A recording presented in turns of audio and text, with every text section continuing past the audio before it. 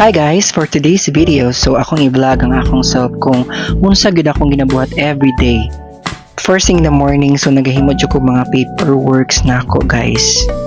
So kay ginahimo naman ako yung ani gyud ang routine nako everyday. So mag-check ko kung unsa mga possible na mga price increases. Og syempre kung unsa mga gina-order or mga pwedeng mga orderon sa mga suppliers.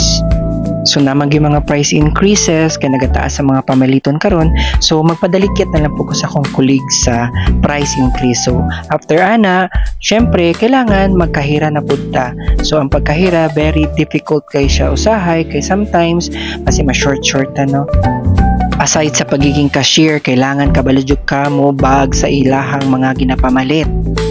Labi na pag mga kinarton, so kailangan kabalo ka mag kinarton pod. So after ana manghinlo sa ta kay medyo wala pa man po yung mga customer, so hinluan ginato perminti ang atong counter, dili pwede nang abog-abog kay ang mga POS or mga keyboard basi masudlag mga abog, edi syempre mo na makadaot pod na siya. So kailangan ang palibot hinlo manilhig, tapos ang mga basura, so ing ana gid everyday among ginabuhat dire. So para dili kalaayon, kailangan mangita jud kag trabahoon, balik-balik lang gud gihapon pero at least nakagihimo og dili kalaayon. So syempre kauban ako ang colleagues. After sa pagpanghinlo, so kailangan mag-check ta og mga price og mag-encode sa mga price. So ana lang gid siya everyday akong ginabuhat guys. Kay base na yung mga price increases. So dapat focus jud ka sa imong ginabuhat kay basi magkamali no. So after ana, kailangan kabalo po ka mag-merchandise og mga items.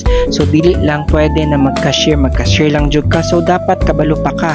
And also kung kailangan tudloan nato ang mga trabahante, tudloan nato sila og maayo para makabalo pod sila kung unsaon paghimo sa mga trabaho. Ing ana pag leader ka, so imuha siyang instructionan kung sa dapat buhaton para po daghan po siya mahibalan.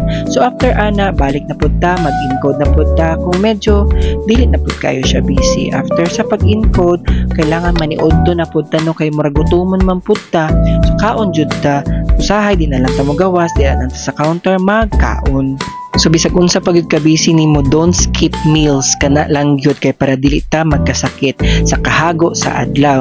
So after ana inom jud ta og more water kay pretty jung inita karong panahona, di ba?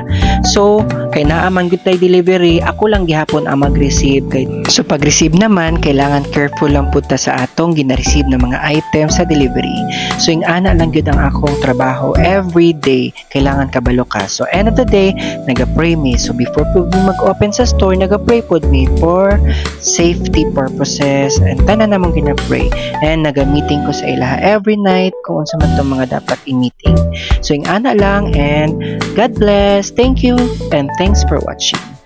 Bye!